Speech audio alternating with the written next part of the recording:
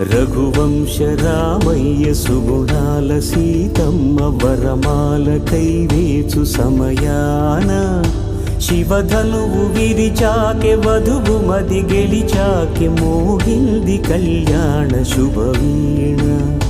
కళ్యాణం వైభోగం శ్రీరామచంద్రుని కళ్యాణం.